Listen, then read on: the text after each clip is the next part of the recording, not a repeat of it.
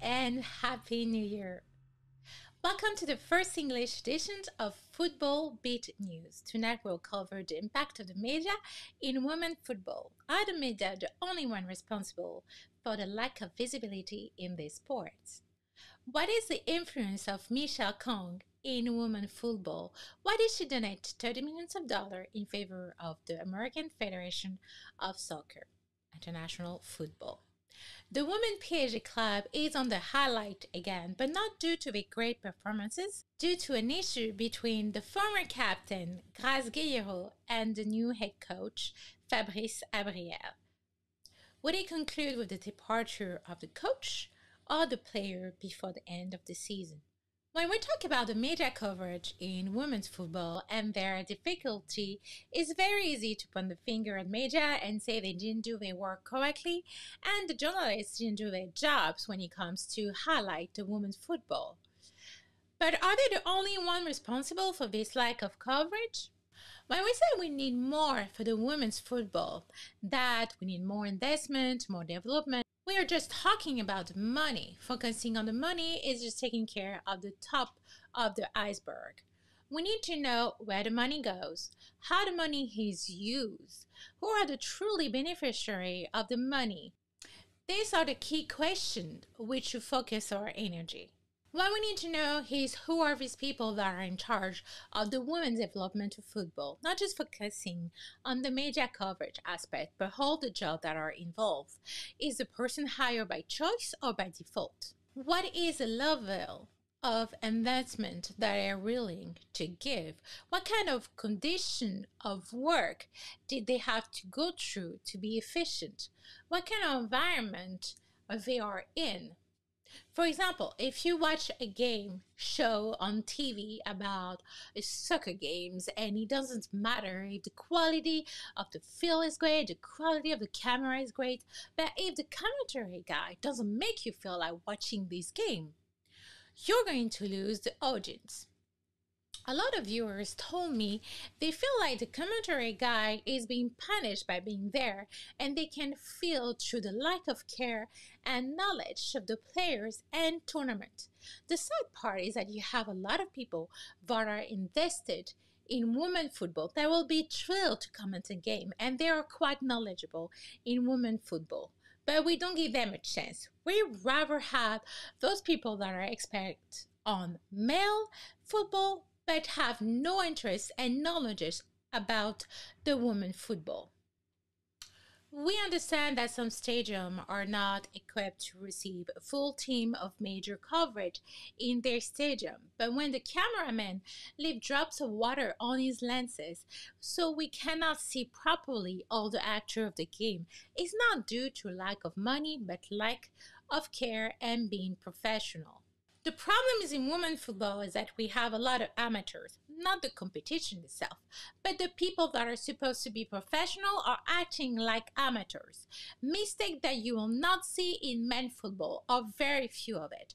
The statistics are wrong, the photo of the player, they are so wrong that they didn't match the athlete, the lack of communication from the staff of the club, and so on.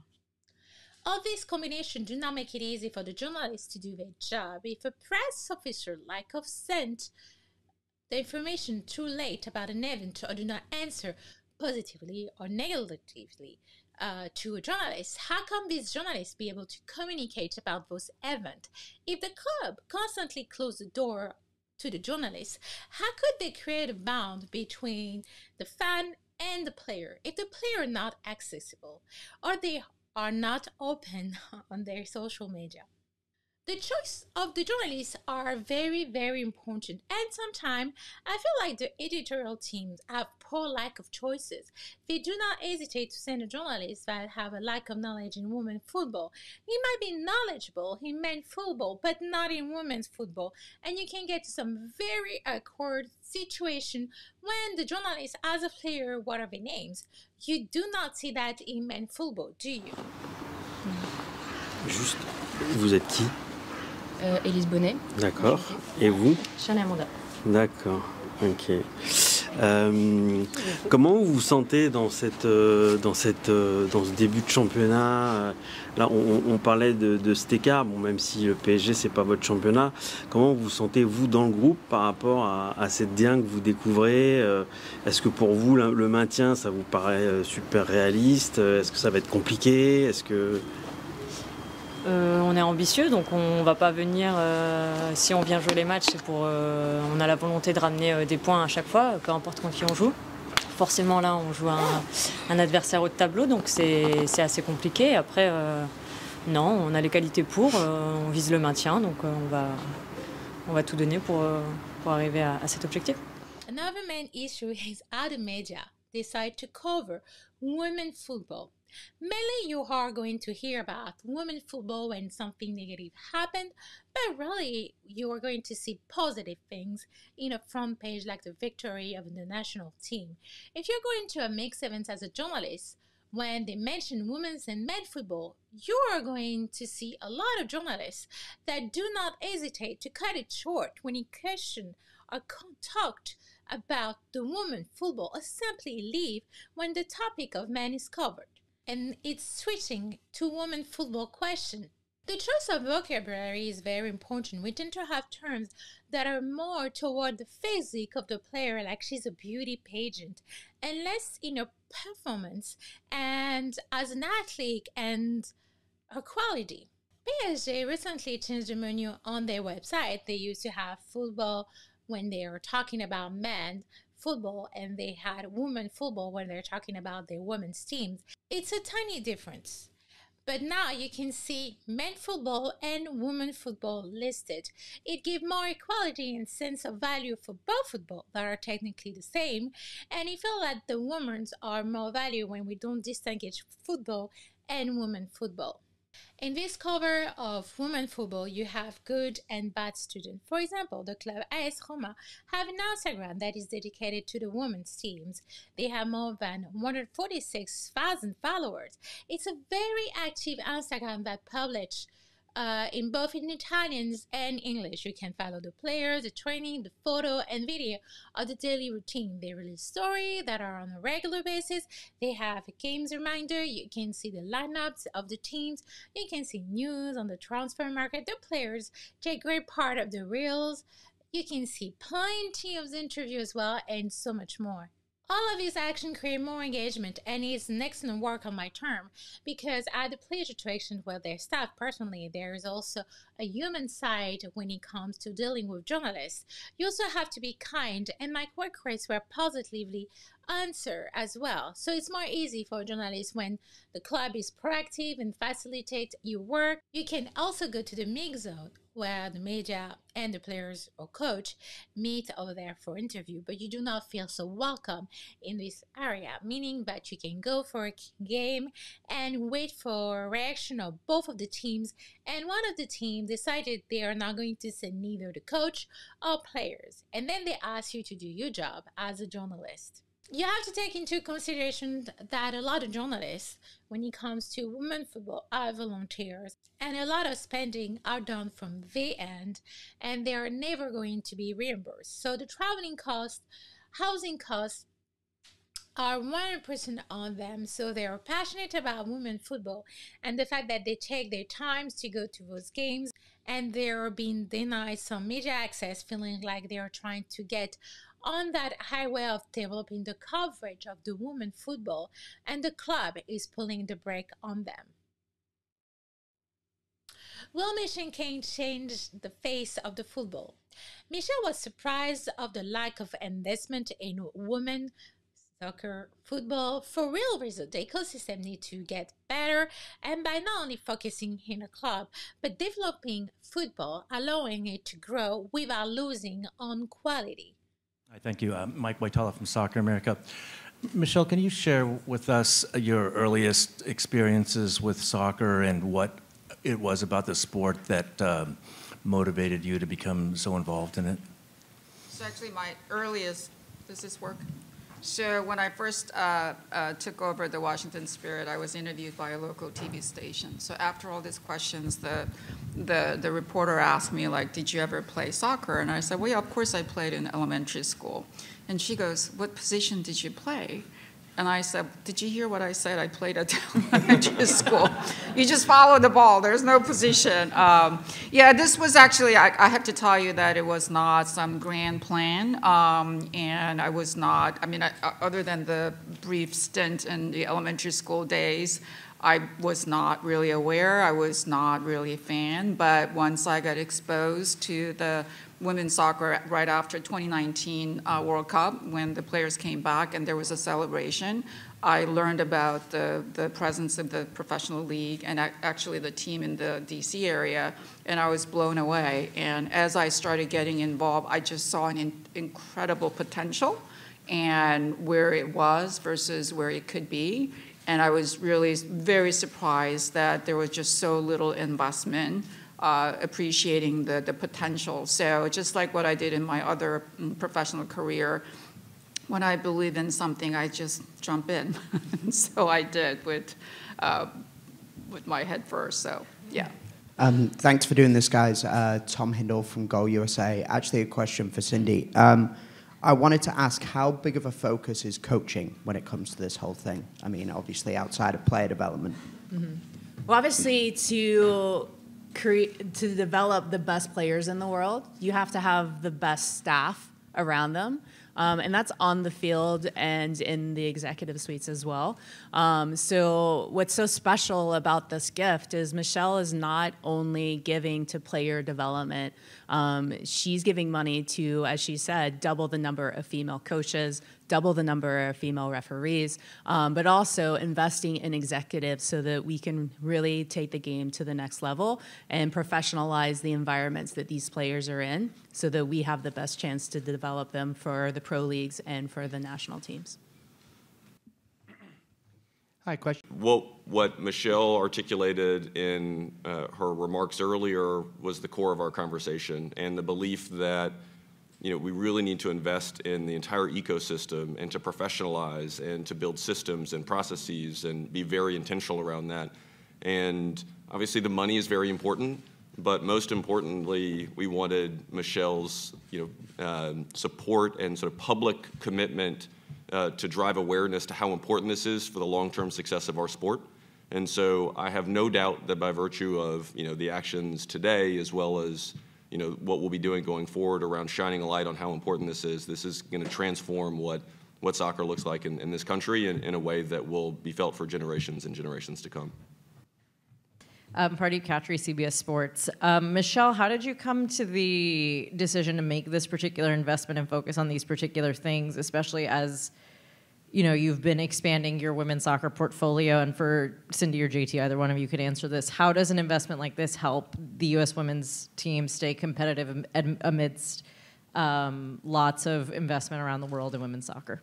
Yeah, if you look at, as an owner, on a day-to-day basis, I experience what's needed for the team and the league and so forth. So rightly so, all of us, especially in the NWSL owners, like 2/3 of actually the owners are new in the last two and a half years, and we all came in specifically to invest and grow this in the sport, and we have been doing that. So the results are, I have to say, pretty spectacular in terms of just viewership growing, the attendance growing, sponsorship, and all of the above. So this is all great, but this is not going to be permanent unless the entire sort of the pyramid structure and the ecosystem is there. Because I get the question of you're in England, you're in France, how do you compare those countries' soccer system versus U.S.? And I have to say one of the major differences is actually the youth system, youth academy, youth development. They're a lot more structured and well thought out programs, everything relative, in Europe relative to the U.S. So I felt that there was some need there.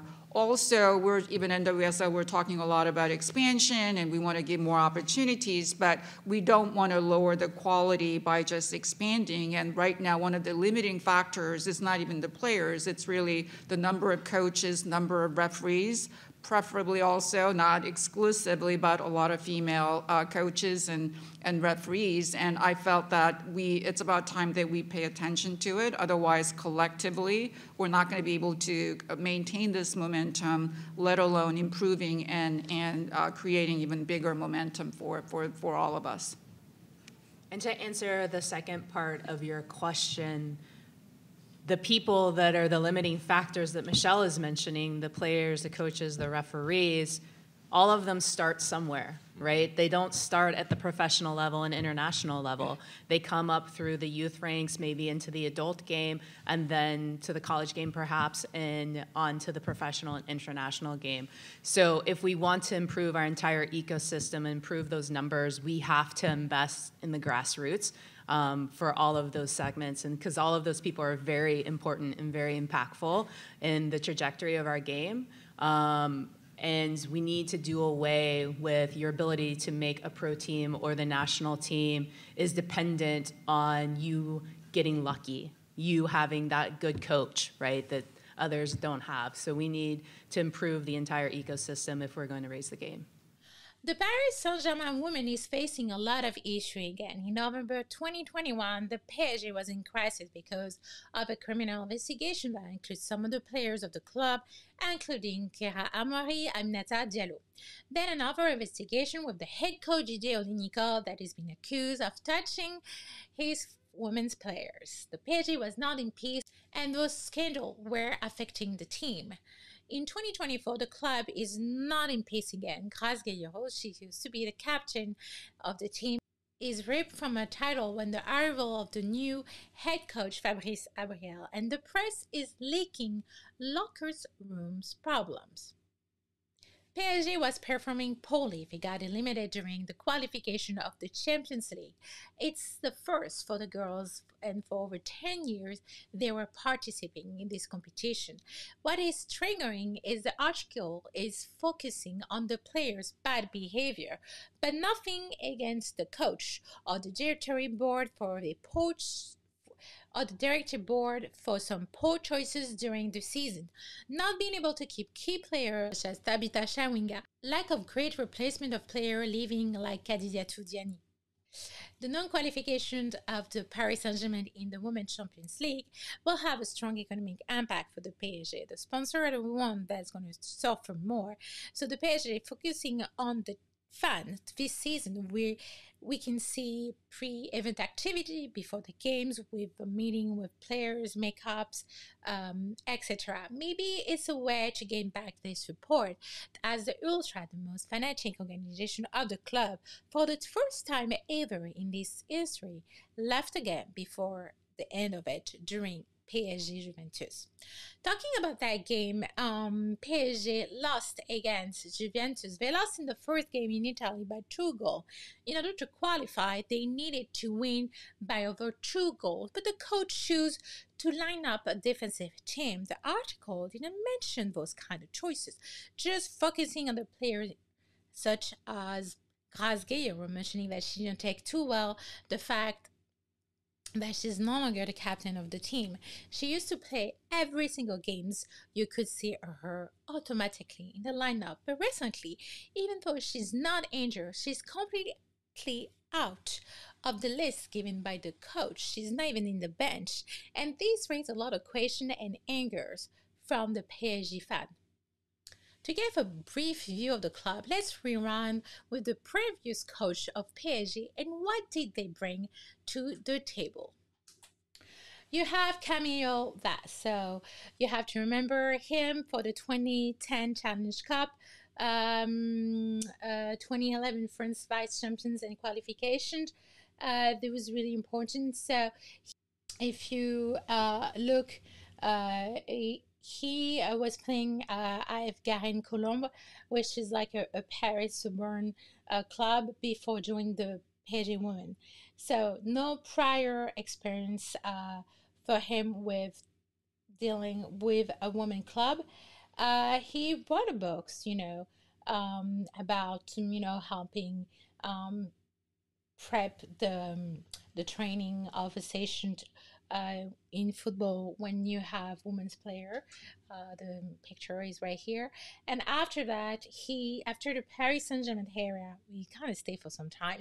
He went back to his previous club. After that, he went to EC. This is a club also in the area of Paris. So he always stay in area of Paris.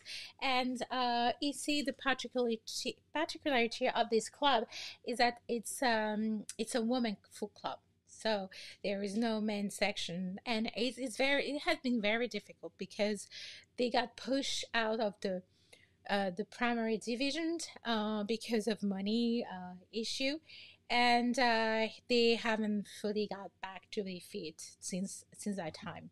Also, what you need to remember from Camille Vaz is that it was the first time for the women's player to play in Parc des Princes. It was in October 2009, so this is the home where the men's are usually playing. So it's a good day to remember for the women's football. You have Farid Ben-Stiti. So he was in PSG in the era 2012, 2016. He has a lot of experience with women's team, as he also was a coach for Lyon, which is one of the best women's teams in France and also in the world. He was also playing in Russia, and he got pulled back to be in the French tournaments before right now playing for Algeria. And he was briefly in US. All in Ring, he's like a franchise of Lyon, pretty much. So he kind of stayed within the French influence of football. So with him, what we can see that was very interesting is that he beat Lyon. That's why I talk so much about Lyon. For the first time, they were undefeated for a very long time, and it was also when they were playing away, so it's even more spectacular because it was on January 18, 2014. So this is what you have to remember for him, is that they say, Lyon, we're coming for you. Paris is also going to win against you. So that was one of the first things to know about Farid Ben-Stiti. With the Paris Saint-Germain, you have to remember what he brings to the table. That was the subject. So what he brings to the table, you just need to go on top of the years and club he played. If you're interested, you can always pause these videos. You can see in 2015 he was a finalist for the Women's Champions League. In 2013, 2014, 2015 vice champion of France, right behind Lyon mainly. And 2014, it was the France Cup final. So this was really big because they won against Lyon and they took the title. So 2014 was very a good year with him and the club. So he was in the middle of his era with his function. Patrice Lair, what can I say about him? I have so much to say about him. He is one of the best coaches to me that a women team can have. He has a lot of experience. He played in Montpellier, he played for Lyon, he played for Paris Saint-Germain, which are the three best teams at some point in the Premier era in the first division. What I really love about the era, beside the title, because in 2018 he was France vice champions and they won the Challenge of France in 2018, is that he trusts the youth. he trusted the player that come from the training center of Paris Saint-Germain, which was really good, because the player that come out from this era, from this training center of PSG are Marie-Antoinette Katoto, which most people know her, and Grace Geyoro. They also have Pearl Morini.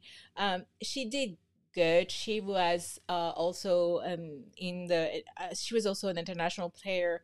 She haven't been played for France for some time now. She was also playing for Lyon. She was an exchange between Sakina Karchaoui at that time, and now she's playing in the US with Delphine Casco. I know they actually on the same teams. But the fact that he trusts the youth and say, let's focus on what we already have instead of trying to bring those players, because they did a lot of mercato, bringing those great players. They tried to bring a couple times before they succeed. Sonia Bombassar, she's now the head coach of Chelsea, but before she was the head coach of Lyon, she did the classes in Lyon. Laura Georges, that's what they did. So now is like, we have good potential, even great potential, and we need to work with what we already have in the center, and that was great.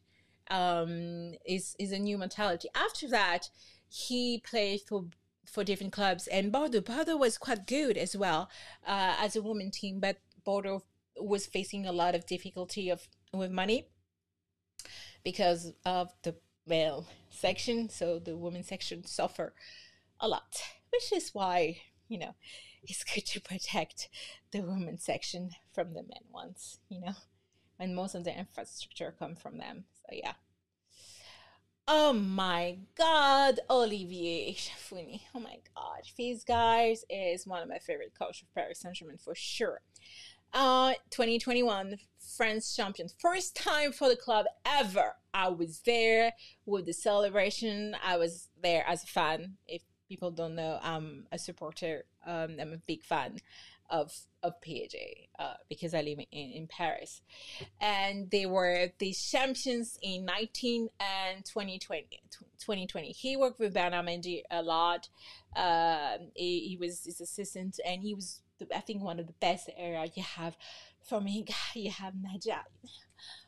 You have so many great players playing, and he was amazing. The games were crazy.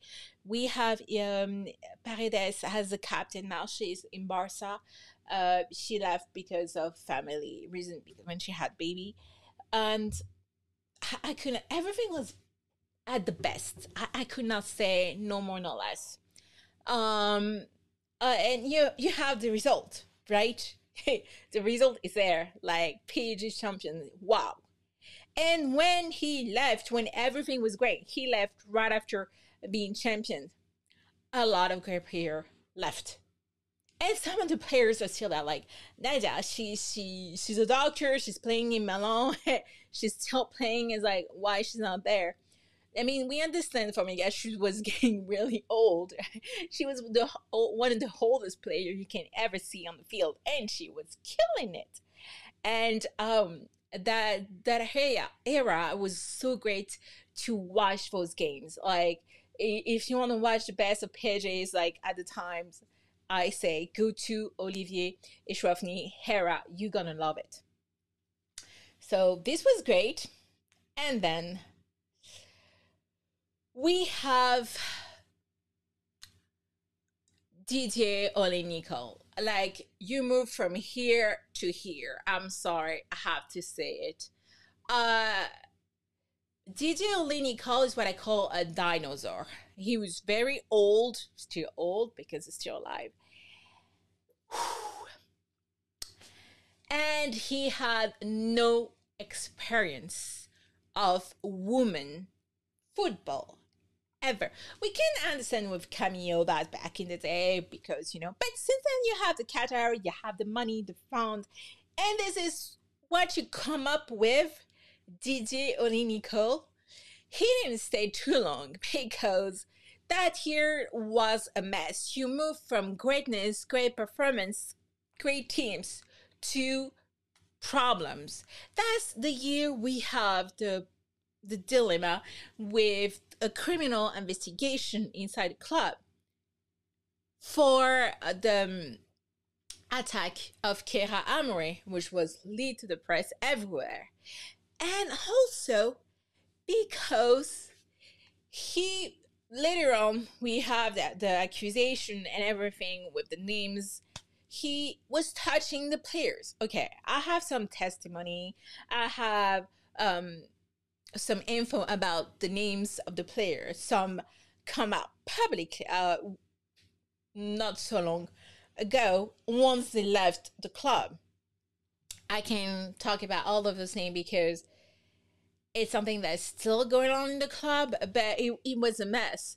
So he didn't bring a lot of good things to me when it comes to peace. It did bring, he's on 2 pages because he's been in a lot of club. He's constantly been working. He did win the French Cup 2022, but after that, we don't know really what he was up to. I know he was consulting on Canal Plus, which is like one of the primary TV channel that you can watch the games of the lady. But after that, I don't know what he was doing. So to me, it was not a good fit for the page. Too much drama. He bring the drama himself too, and I say next. Like, okay, we had enough. We truly had enough. Okay, that's what we're talking about. Is like good things and bad things. The bad thing is we have Bernard Mendy that's been there for a while. No, the player brings some stability. He left because Gerard Pescher decided to bring his own teams and his son as well. So the first year, beside the 23 Amos Women French Cup, he didn't bring any title because this is not an official tournament. So you barely see that on his resume as something like he did great with PSG. You really have to look at being there. I was there, so I know. And you can see that he's been playing for also Lyon Feminine. He's been all the way around the club.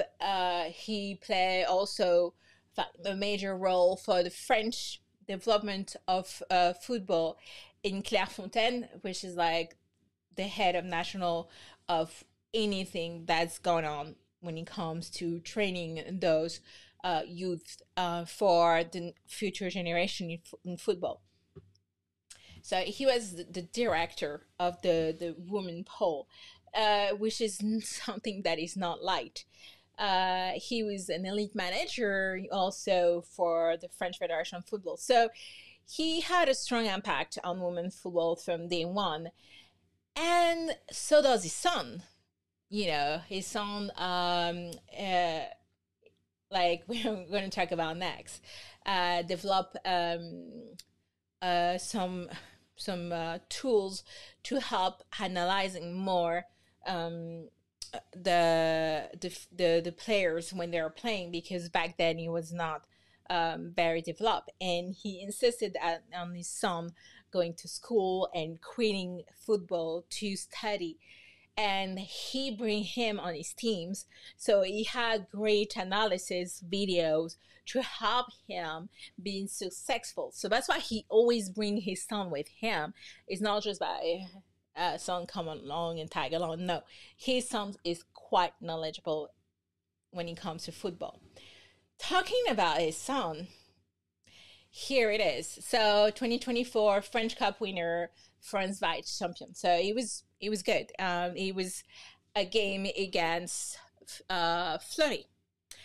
These games for the Cup of France is very interesting because he was against the head coach, Fabrice Abriel, who is the new coach. Jocelyn Précher, he's a Paris fan as well. So he was happy being in Paris Saint-Germain, but they didn't keep him. So I'm like, Okay, I understand. He got his position because during the second year of his father left. So the assistant become the head coach because he has his degree and everything. Don't worry about it. And he did great things, you know. As you can see, he was assistant the year before, so you know the player, everything was smooth. A little bit of difficulty at the times, but he did a really, really good job. Like, really good job with having an identity, like a true identity in the clubs on the way of playing. And we can see a lot of improvements. We can see happiness. Everybody was happy. It's like happy place. At his best, after all the drama that the PSG had, some peace was really, really necessary. And then the shock happened. He left. I was like, why? Why did he left? You know, and he went to London City Learners. And keep in mind that this club is not any club. It's a second league club in UK, but nevertheless, Michelle Kong is behind it. Remember Michelle Kong? That's the club of Michelle Kong. So he has her full support to help develop this team. I got you. And I really don't understand. It's like, you have one of the top teams in France, and then you move to the second league in UK. Why? Because the PSG decide to trust someone else, and you think somebody much better, competent, like an expert. Fabrice Abriel. Fabrice Abriel. So you think they're gonna take the best of the best coach after Jocelyn Plancher? No. Fabrice Abriel have a lot of experience when it comes as to player. He used to play for Paris Saint-Germain. He was known most of it, but he used to be a player for PSG. He coached a lot, and also he has his first real shot when he comes to Fleury, when he was the head coach, and you can see that with Fleury he didn't win any major goal. The only thing he managed to do, it was to go to the final of the Challenge Cup of France, and he was against PSG and Jocelyn Plancher, and they lost. He did win against Lyon, but he was in a penalty kick because penalty shoot session. Sorry, because they were tied. He has no trophy whatsoever, so the fan didn't understand the choices, and the fact that he's not getting along. But I say, why did you bring him? And it seems to have a fitting problem that is massive with some of the key players. Like in PSG, it's already hard to keep key players recently, and this is not going to help. In Marika Toto's leaving. Grace Geyoro, she's one of the best, and they really do not get along. So why we are in this situation right now between a coach or a player? So what the direction the board director is going to decide, because you can see Grace Geyoro on top of all the communication. Like, she's the player that is put it up front, especially if you look at the next games that's going to happen in Paris, in Parc des Princes. Actually, this game is going to be in Parc des Princes and not in Campus PSG, when you're going to have PSG against Lyon, and the key player they are putting in front is actually Grace Geyoro. But it's been at least 3 games that the coach do not call her. She's not in the lineup, and she remains strong. She's present at the training station. I have video, I have proof of that.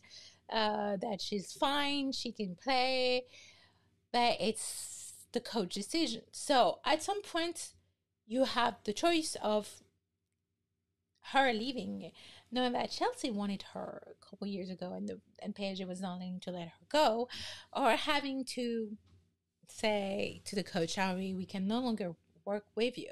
So who's gonna win that little fight between the coach and the players?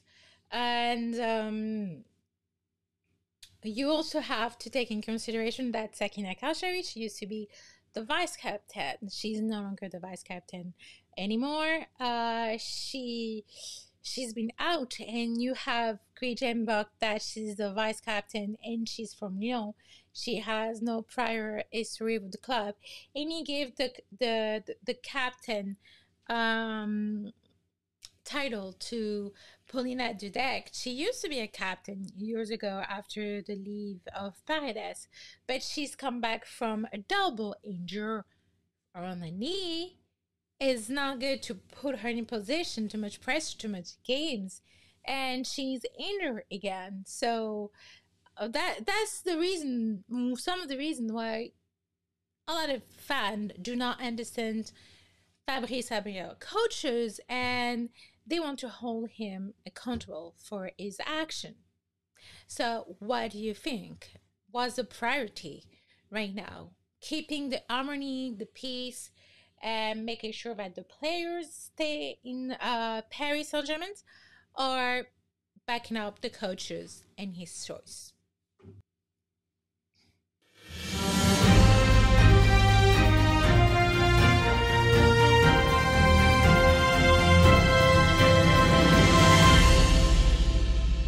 Thank you for watching Football Beat News. I hope you enjoy this episode.